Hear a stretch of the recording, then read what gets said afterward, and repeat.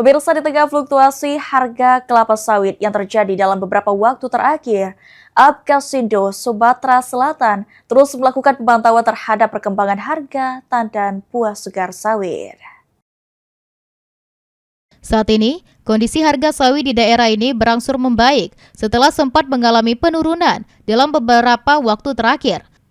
Ketua Apkasindo Sumsel, Slamet Sumo Sentono mengungkapkan, harga sawit yang dianggap ideal bagi petani berada pada kisaran Rp3.400 hingga Rp3.500 per kilogram.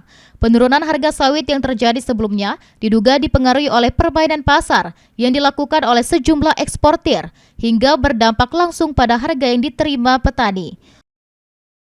Kalau standar petani swadaya, ini kan ada dua, petani mitra dan swadaya, itu di atas 3.000. Jadi 3.400, 3.500. Kalau dia sampai di bawah itu, di bawah 3.000, maka dia menciderai daripada harga. Berharap PKS segeralah rebound, kembali ke harga yang sebenarnya, kembali ke harga market, harga pasar.